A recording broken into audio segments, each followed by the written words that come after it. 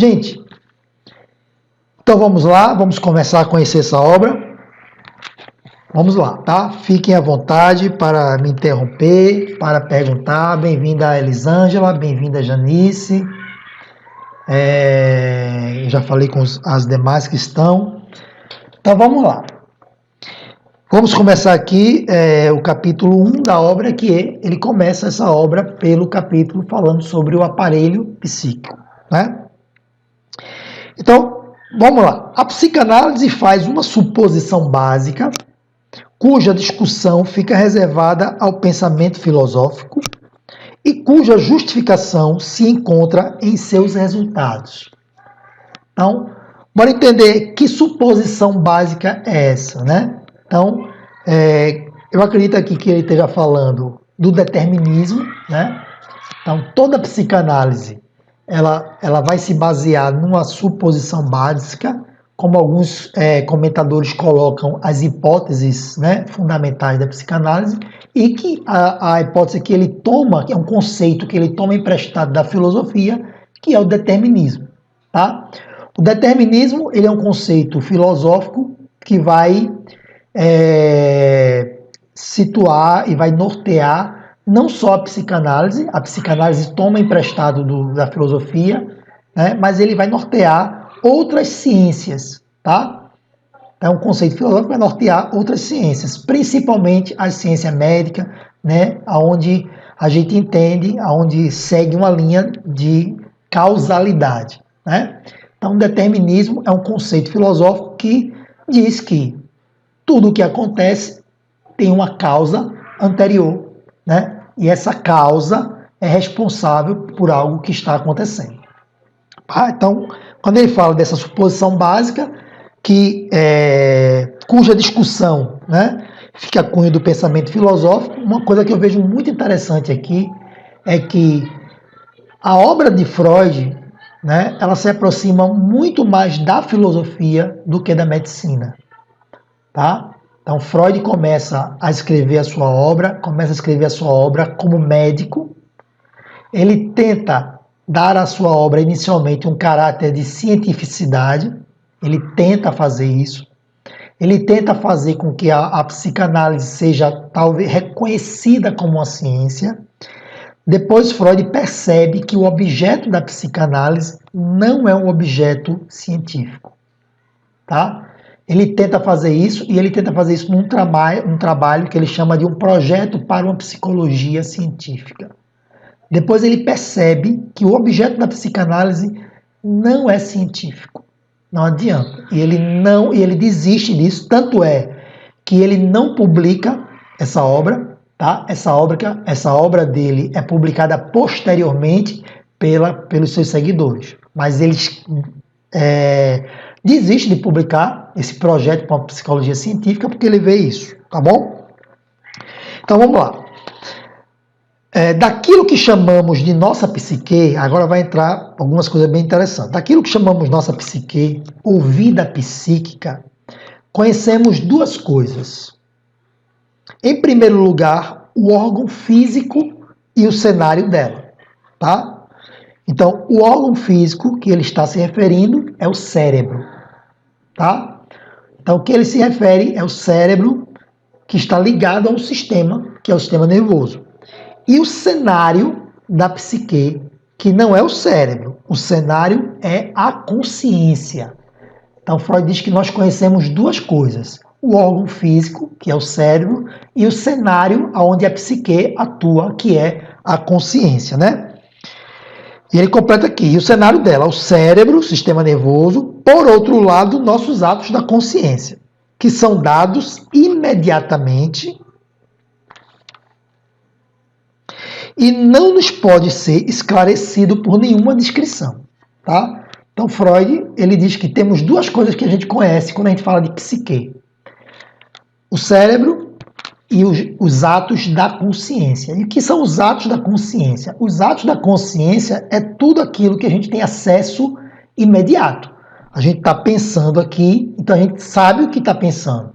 Então, isso são os atos da consciência, tá? Então, para Freud, são duas coisas que nós conhecemos.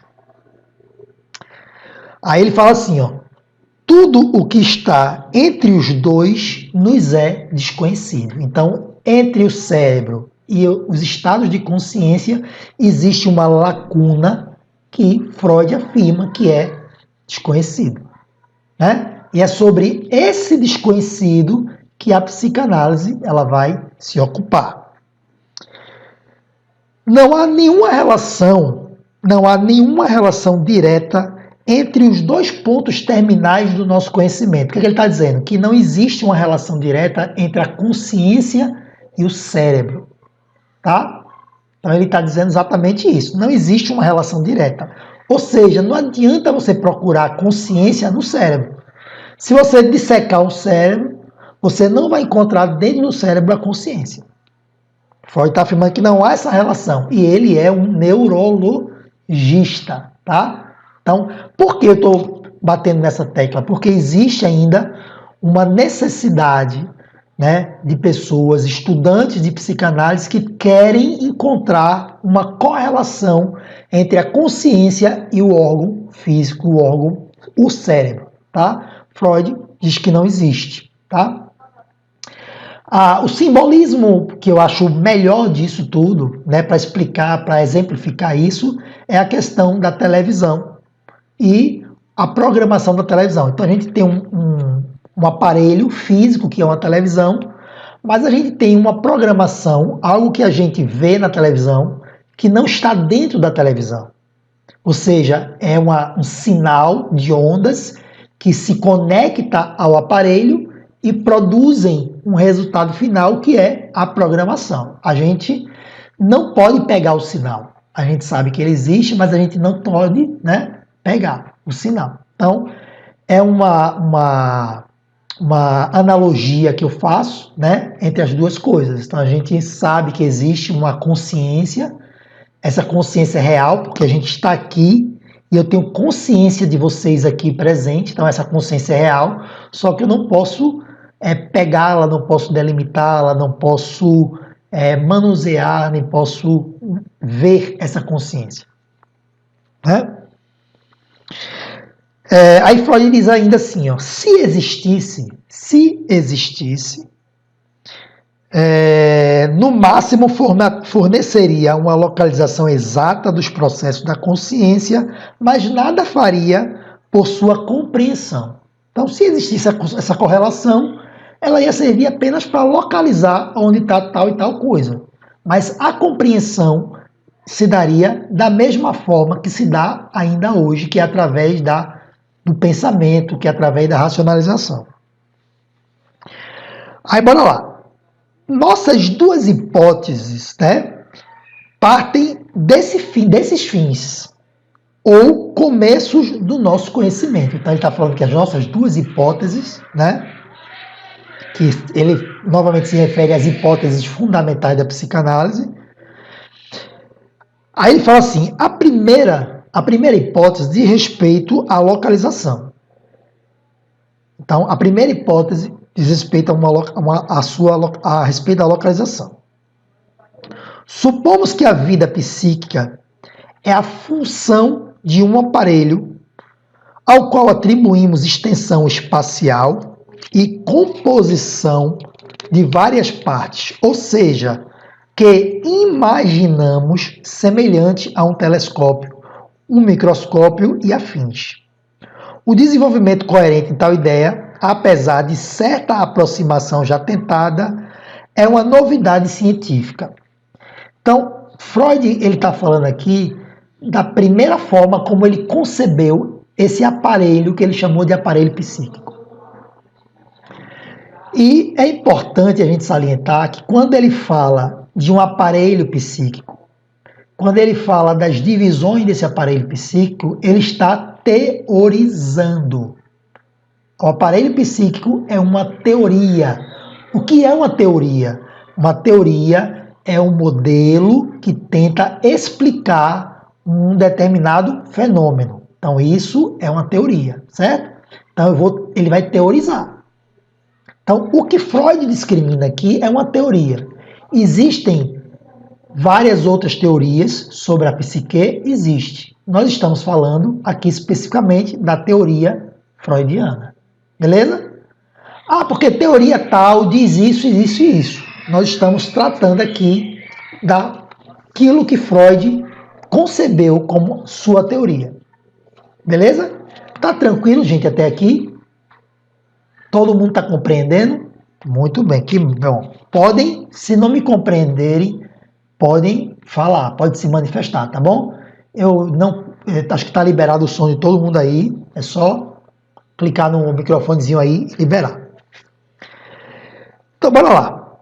Chegamos ao conhecimento desse aparelho psíquico por meio do estudo do desenvolvimento individual do ser humano. Então, ele está explicando como é que ele chegou ao conhecimento desse aparelho. Ah, sim, vamos lembrando. Quando ele fala aqui do telescópio, ele está falando aqui de uma primeira teoria. A primeira coisa, a primeira analogia que Freud fez para compreender o psiquismo foi com um telescópio. Essa teoria não vingou. Freud percebeu que essa teoria era uma teoria inadequada, que não trazia muito como é que eu posso dizer? Não era um bom exemplo, né, de teoria. Ele pensou o seguinte: na figura do telescópio, em uma extremidade do telescópio, as funções perceptuais, as funções de percepção, tá? E na outra extremidade, as funções motoras, né? Então, as minhas questões de percepção e as funções motoras do outro lado. E no meio desse telescópio, ele pensou em lentes que seriam as funções desse aparelho, né? Então, logo depois, essa ideia era chamada de teoria telescópica e não foi muito adiante. Beleza? Aí, depois disso, ele cria a segunda tópica, né? A segunda teoria, que ele chama de primeira tópica, né? Então, é a segunda teoria e é a primeira tópica. Por que entra o nome tópica? Porque é a primeira teoria que tem um conceito, que tem uma ideia de topografia. Então, na primeira tópica, que é a segunda teoria, tá? Ele entendeu esse aparelho psíquico como dividido em consciente, pré-consciente e inconsciente. Mas era algo que era meio que estático, era algo que era estático, ok? Ele não abandona essa primeira tópica. São conceitos que ele aproveita, mas aqui, nesse compêndio, ele já traz uma versão final, onde ele chama essa primeira tópica de qualidades psíquicas. Então, nessa obra final aqui, em vez dele chamar, né, que é uma teoria do aparelho psíquico, ele traz essa tópica como o conceito de qualidades psíquicas. Uma coisa interessante que vocês vão perceber, se vocês se arriscarem a ler a obra de Freud, e a gente pretende fazer isso nos grupos de estudos, tá? Você vai perceber que a obra de Freud, ela mostra o processo pelo qual Freud descobriu e sistematizou sua teoria. Então você vai ler nas primeiras obras como Freud começou a perceber a teoria, e você vai perceber que ele, 5 anos depois, 10 anos depois, ele traz a reformulação dos conceitos que ele defende anteriormente. Então Freud ele vai sistematizando enquanto ele vai descobrindo. Então ele descobre, né? Ele testa, ele valida, né? Mas lá na frente, quando ele descobre algo novo, ele tem a humildade de dizer assim: olha, em tal época eu percebi isso dessa forma, mas agora eu percebo que isso aqui se apresenta de uma outra forma. Então, a obra de Freud, você vai perceber sempre esse aspecto, que ele vai construindo, né? Então, você vai ver que uma obra é escrita em 1900, que foi a primeira obra, foi a Interpretação dos Sonhos. Aí, em 1905, ele escreve outra. Em 1915, ele escreve outra. E ele vai construindo, ao longo dos anos, a sua obra. E ele finaliza com essa obra que ele começa a escrever, na realidade ele finaliza com O Homem, Moisés e a Religião Monoteísta, junto com essa que ele começa a escrever em 1938, ok? Então, em 1938, ele começa a escrever essa obra, falece, né, em 1938, em meados de 1938 aí para 1939, e essa obra é publicada em 1940. Então, bora lá. Aí ele começa, né, falando do id, né, o que a gente conhece como id. Aqui nessa obra, o tradutor coloca como isso, tá? Isso. Então, a palavra id vem do alemão, né? E significa algo que não tem nome, ou seja, algo que não se tem como nominar. No inglês, isso é chamado de it's, ou seja, isso. Algo que não tem nome, não tem uma categoria específica. Aí ele diz assim, ó, chamamos de isso, né, ou id, né? Aí ele diz o seguinte, a mais antiga dessas províncias ou instâncias psíquicas. Então, quando ele começa a falar aqui nessa obra, ele já está se referindo à segunda tópica, que é a teoria estrutural, onde ele divide o aparelho psíquico em id, ego e superego. Tá bom? Então ele divide o aparelho psíquico em id, ego, superego, ou isso, eu e supereu. Aqui nessa obra ele vai chamar de isso, eu e supereu, tá? Vocês vão ver muitos psicanalistas se referindo ao id como isso. Então não se confundam quando vocês verem essas duas nomenclaturas, tá bom? Seu conteúdo é tudo aquilo que é herdado, tá?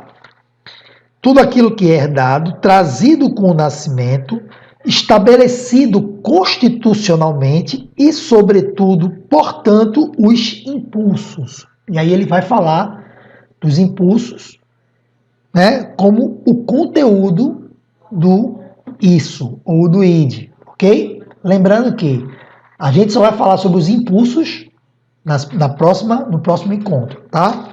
Mas ele está dizendo aqui, esse aparelho psíquico é dividido em 3 instâncias, né? E essas 3 instâncias são o isso, o eu e o supereu. E o isso é a instância mais antiga destas 3. Então essa é a instância mais antiga.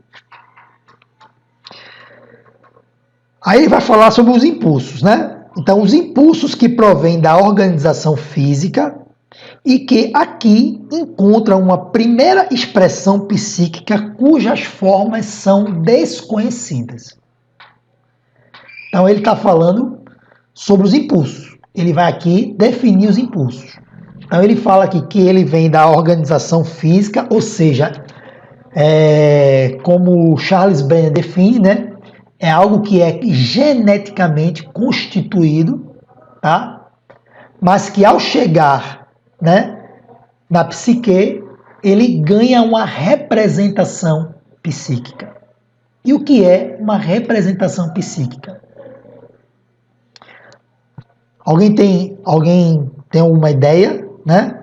A representação psíquica, por exemplo, o impulso, né, ele é completamente orgânico.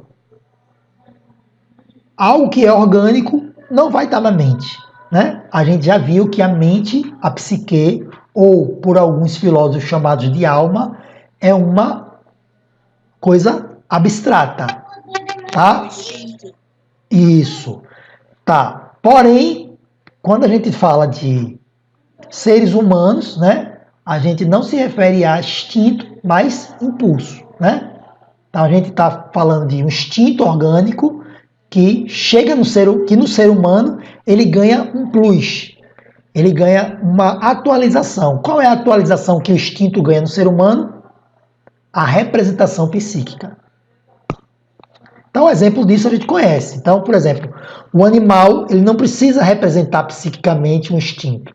Ele já tem toda uma programação orgânica que diz como é que ele vai agir, como ele vai se comportar, como é que ele vai atuar. O ser humano não. O ser humano, ele vai pensar e vai refletir sobre a sua ação.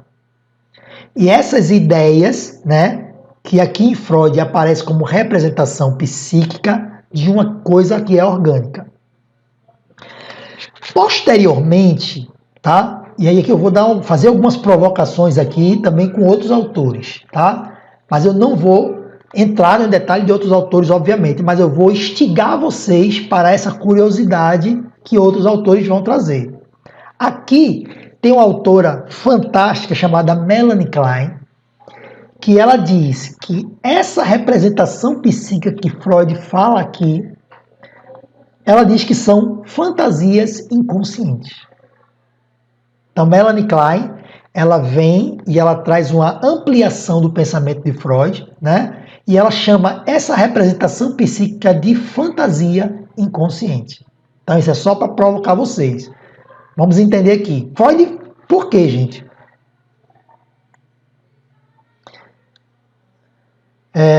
Vamos entender. Freud, ele deixa muito claro na teoria dele que o que ele está fazendo não é algo que está acabado, né? Não é algo que está pronto. Então, Freud ele tem a plena ciência que sua teoria é algo que está começando e que possivelmente essa teoria vai ser complementada por outros autores, né? Que vão sair dos seus discípulos, vão ser ampliadas, e essa visão que Freud está construindo, ele tem ciência e plena consciência que isso vai ser ampliado mais tarde, como de fato acontece. Alguns seguidores deles começam a se destacar e começam a trazer outras contribuições para a psicanálise e começam a ampliar o seu olhar, como Melanie Klein, como Donald Winnicott, como Alfred Bion, ou Alfred Bion, como todo mundo, como as pessoas conhecem, vão trazer ampliações desse pensamento de Freud. Então, e ele, inclusive, nesse texto aqui, ele fala cujas formas nos são desconhecidas. Então, Freud está aqui no final da sua vida, dizendo que existe uma representação psíquica, mas que a forma dessa representação psíquica ainda é desconhecido para ele. E é o que Melanie Klein vai teorizar brilhantemente e vai trazer aí o conceito de fantasia inconsciente. Tá bom? Então, bora lá. Sobre a influência do mundo exterior, né, do mundo real que nos circunda, uma parte do isso experimentou um desenvolvimento especial. Aí ele começa a falar aqui do surgimento de uma segunda instância, que é o eu, ou o ego, ok? Então, ele vai falar do surgimento, né? Então ele diz o seguinte, que uma parte desse isso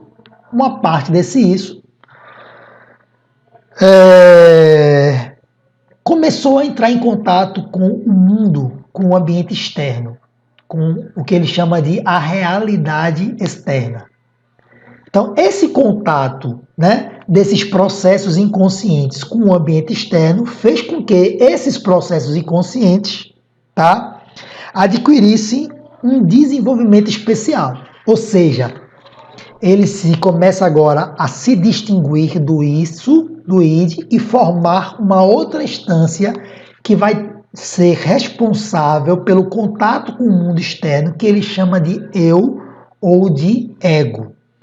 Depois eu vou usar aqui uma analogia que eu usei aqui na aula, tá? E que eu acho que ficou muito legal, que a gente vai compreender isso de forma mais clara, né? Isso vai ficar bem mais próximo da nossa realidade, tá bom?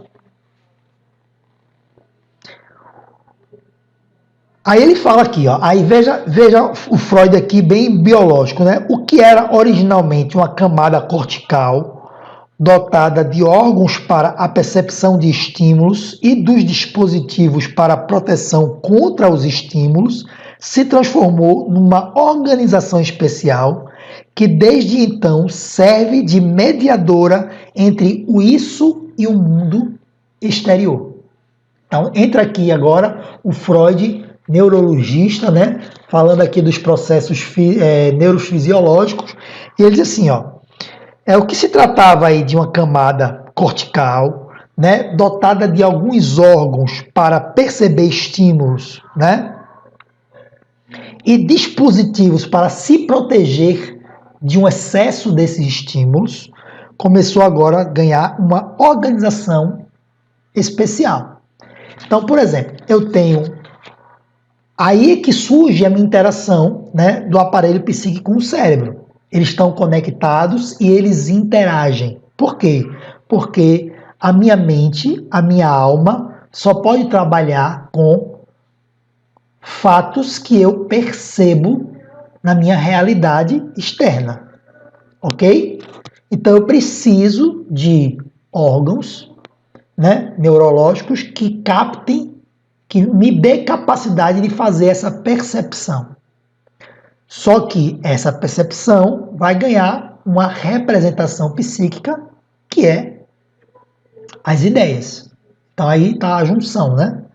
Então eu percebo o mundo através das ideias. Então eu percebo o mundo, né? Eu recebo esse estímulo externo, internalizo esse estímulo, e esse estímulo ele está em mim como uma ideia.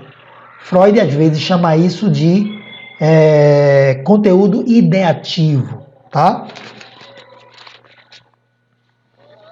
Então, esse ego, ele vai ser a instância psíquica que vai ser responsável por intermediar as relações do ser humano com o mundo externo, ok? Então, eu tenho uma instância aí, que é a fonte de todos os meus desejos mais instintuais, mais pulsionais, que é o id, que é o grande reservatório da libido, né? Muitas vezes chamado por Freud dessa forma, e eu tenho aí uma instância que vai se separar e vai formar o ego, que vai ser a instância responsável pela intermediação com os dados externos, ou seja, com a minha realidade externa. Tá tranquilo para vocês até aí, gente? Depois eu vou dar uma analogia para a gente simplificar isso aí, tá bom? Eu quero dizer também que os meus colegas psicanalistas, a minha colega Ana também pode trazer sua contribuição, me interromper para a gente ter a sua contribuição aí. É bem curtinho esse texto, vamos lá. Não tem, uma coisa que eu quero dizer para vocês é que eu não estabeleço um horário para a gente acabar, tá bom? Vamos ler todo o texto e vamos entender todo o capítulo de aparelho psíquico. As principais características do eu, aí aqui no texto ele coloca, quais são as principais características do eu, tá? Em consequência dessa relação pré-formatada entre a percepção sensorial e a ação muscular, né? Então, em consequência dessa relação pré-formatada, quando ele fala de relação pré-formatada, ele está falando o quê? De uma relação instintual, né? Que já está pré-formatada. É a questão do instinto aí. O eu dispõe de movimentos voluntários, ou seja, o eu vai controlar toda essa capacidade de ação. Então, o eu é quem vai gerenciar a capacidade do indivíduo, tá, de agir. Então, qualquer ação que eu for fazer, ela vai ser intermediada pelo meu eu, ou seja, pelo meu ego, tá bom? Ele tem a tarefa de autoconservação. Então, Freud já coloca aqui que a tarefa principal do ego é a autoconservação, ou seja, ele precisa permitir que o ser humano sobreviva. Essa é a tarefa primordial do ego, a sobrevivência do ser humano, tá? Ele cumpre essa tarefa de duas formas. Ele cumpre essa tarefa virado para fora, que é uma forma, e ele cumpre também essa tarefa virado para dentro, que é uma outra forma. Bora compreender essas duas formas. Cumpre-a para fora, tomando conhecimento dos estímulos, armazenando experiências sobre eles na memória, evitando estímulos demasiadamente intensos por meio da fuga, confrontando estímulos moderados por meio da adaptação e, por fim, aprendendo a modificar convenientemente o mundo exterior em seu favor. Gente, só esse parágrafo aqui, só esse texto aqui, ele já nos mostra o objetivo da psicanálise. Eu poderia dizer assim, né? Então, entenda, ele resume brilhantemente nessa frase todo o processo, né, da mente humana, do psiquismo humano. Então, ele vai precisar o quê? Perceber os estímulos, né? Eu percebo o que é que está me estimulando de forma externa, quais são os estímulos externos que eu tenho, ok? Eu vou armazenar esses estímulos, ou seja, eu vou armazenar esses estímulos externos através da memória. Só assim o ser humano pode sobreviver, porque se ele não tiver memória, ele não vai sobreviver, porque ele não vai lembrar, né, da experiência. Então ele não pode aprender com a experiência se ele não tiver memória. Então ele vai guardar essas experiências, certo? Ele vai evitar uma intensidade muito grande desses estímulos. Aí ele já está mostrando um caráter econômico do aparelho psíquico, ou seja, quando esse estímulo for muito intenso, eu vou ter que ter uma proteção contra esses estímulos. E qual é a proteção que ele fala aqui? Uma fuga. Então, daí a gente já começa a perceber como o aparelho psíquico ele já vem em sua constituição preparado para fugir desse contato com a realidade, caso esse contato ameace o seu equilíbrio. Então, o nosso psiquismo ele está preparado para fugir desse contato com a realidade. E ele faz isso através de uma fuga, certo? Essa fuga a gente vai chamar posteriormente, ele vai ver isso, né, como uma negação, uma suspensão temporária da realidade. Se essa fuga for muito grande, a gente corre o risco de entrar num quadro de psicose, né, de estar desconectado irreversivelmente da realidade. Então, eu falo isso aqui com a presença de uma psiquiatra e psicanalista. Ana, pode me interromper a qualquer momento, viu? Bora lá. E não só ela, vocês também, tá? Se tiver alguma contribuição, a Viviane também pode me interromper. Bora lá. Então, para fora, a gente já percebeu como é que o ego trabalha, né? Agora vamos entender como é que ele trabalha para dentro. Cumpre para dentro em relação ao isso. Ou seja, ele também tem uma tarefa em relação ao id, ou ao isso. Qual é a tarefa dele em relação ao isso? Obtendo o domínio sobre as exigências dos impulsos. Então, no momento que a criança nasce, ela é completamente dominada pelos seus impulsos, né? Mas a partir do momento que essa instância vai se diferenciando do id, do